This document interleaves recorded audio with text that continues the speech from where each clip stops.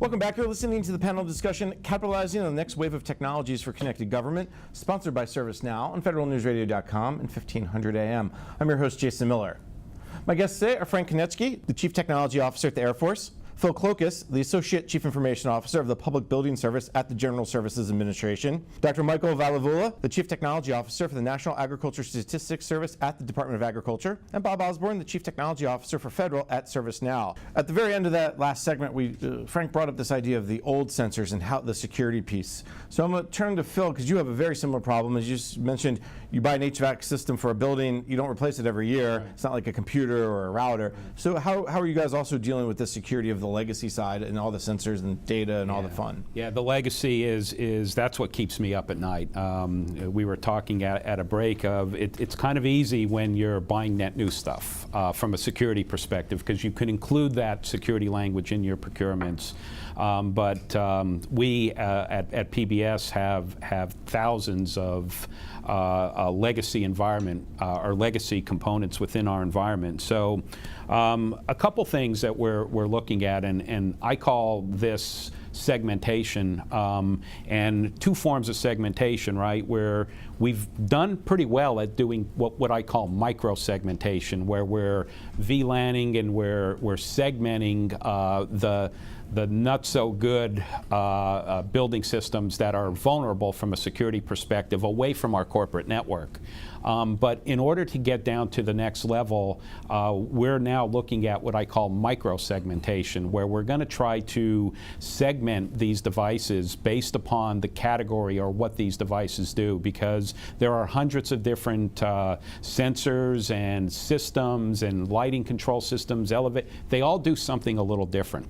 And in my opinion, this is where I think artificial intelligence and AI can really play into the securing the environment by doing behavior analysis and determining what that device does or should do over a period of time. And then when it goes outside that threshold, that's when the tools and the automation in your security platform can kick in and take appropriate action in an automated fashion, right? And in my opinion, that's where we need to go in the future in dealing with our legacy systems, because we're not going to be able to replace them all just by a snap of a finger.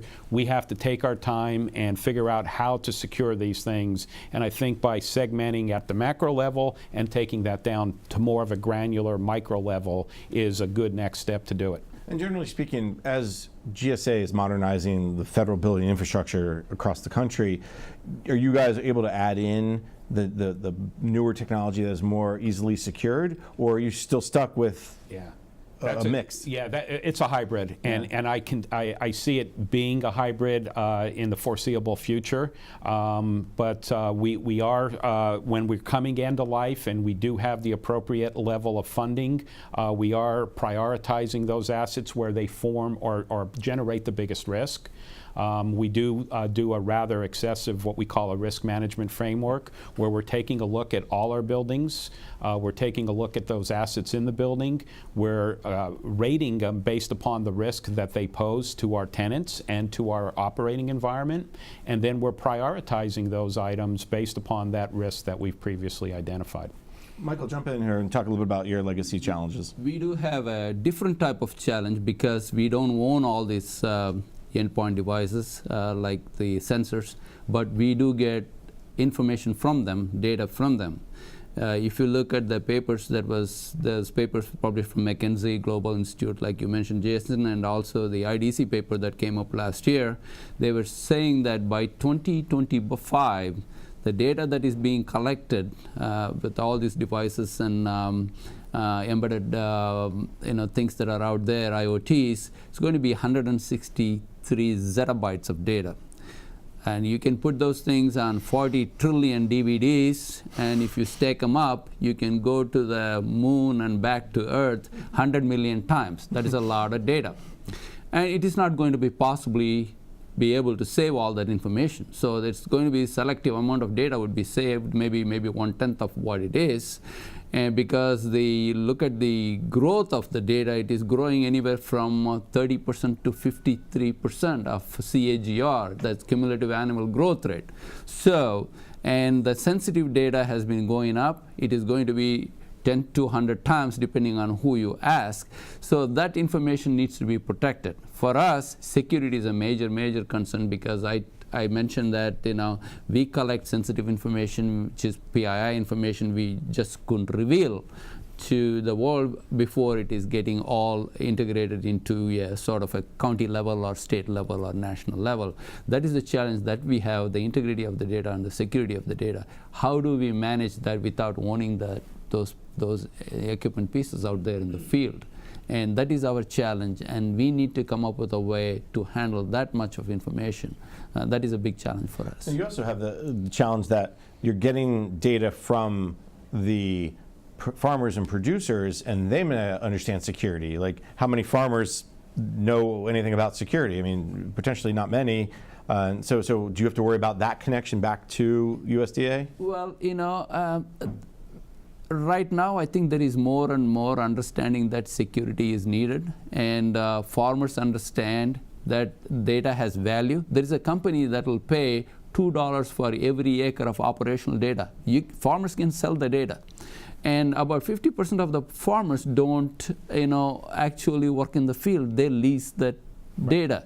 And the data ownership becomes a problem because there are like companies that till the land and, provide services to the farmers, and they own the data, and the farmers had already leased the land, and the leasee has the data, and then the farmer himself wants a copy of the data. Who actually wants the data? Who can sell this information to make money? So these are policy informations, and the policy that has not been decided. I think Congress is looking at it, but they haven't made any decision on it. So that now everybody says the farmer wants the data, but I don't think it has been codified as far as I know. So that is a challenge. We just put the complications of complications. So. Yes. Bob, I want to turn to you a little bit about the legacy issue, because you've talked several times about doing a couple of things, enterprise architecture, relooking at the framework, the platforms that these things ride on, and is the key of, while the Air Force or GSA or USDA is not really going to be able to just ship off their legacy technology, but build kind of a bubble around it in some way through the EA, through the platforms? So there are a lot of technical approaches that are viable, and it mainly depends on the type of data and then the mission outcomes you're looking for, whether it's going to be legacy data that is part of a new process delivery, or if it's just archival data that you need to perhaps have someday. And then architecturally you can approach that in the appropriate manner. But Phil was saying earlier is when you look at the appropriate types of data that are being harvested, and Michael just mentioned it as well.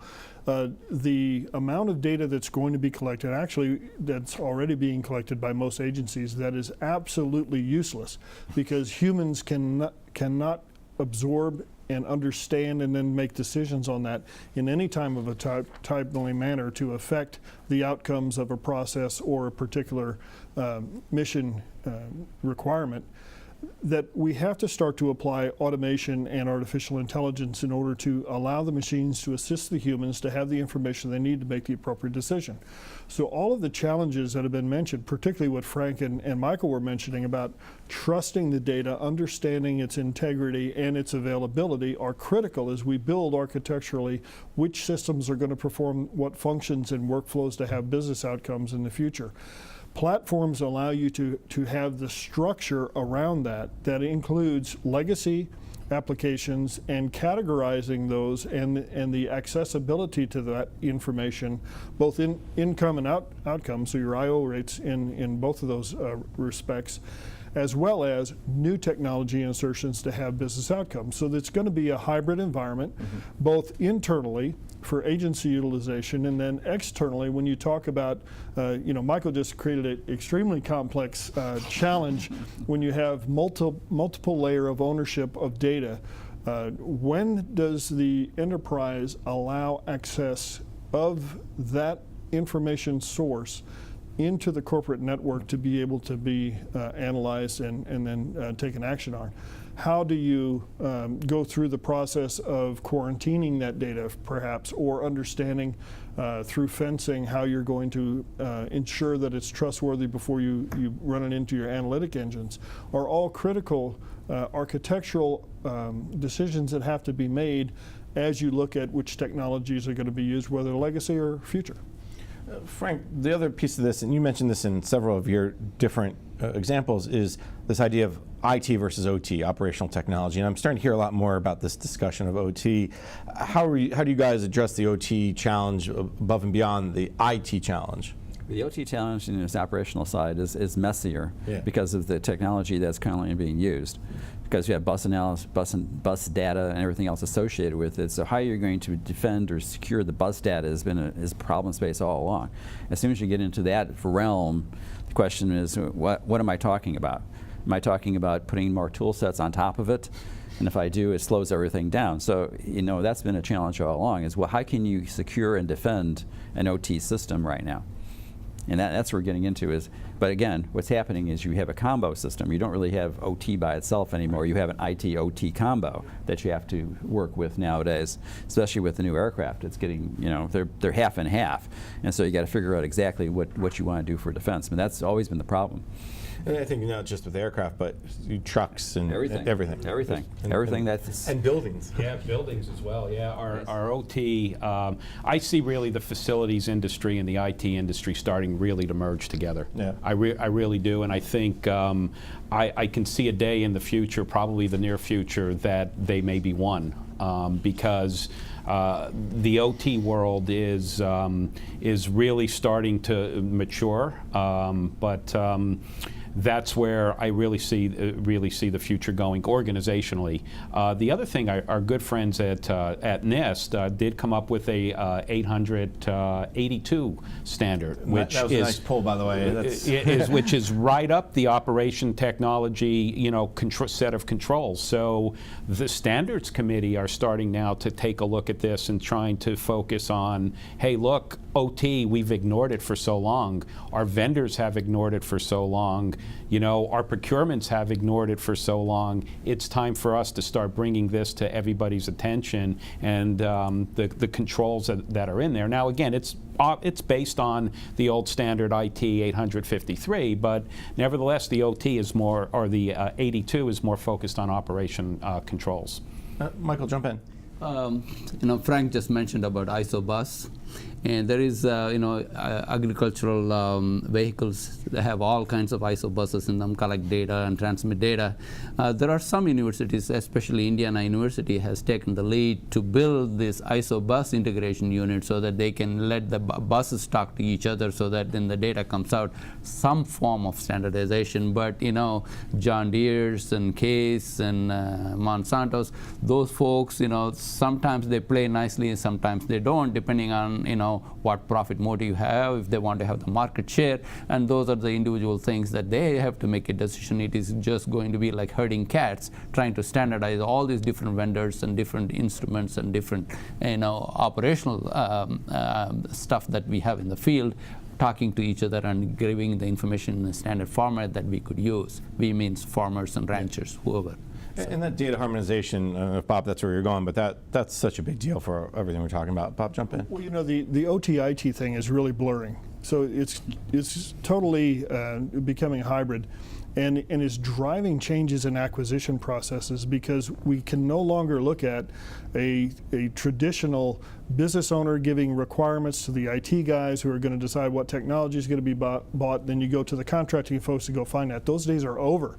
It is a harmonious grouping of understanding the business outcome, what operational technologies are appropriate, then how do you integrate that into the IT infrastructure to make it secure, available, and perform at the optimum rate. So it really transformed how agencies are looking at everything from requirements generation or ideation of a new capability, all the way through programmatics, delivering that capability to the users, and then having an outcome or a way to transition that into retirement. Phil, Bob brings up acquisition.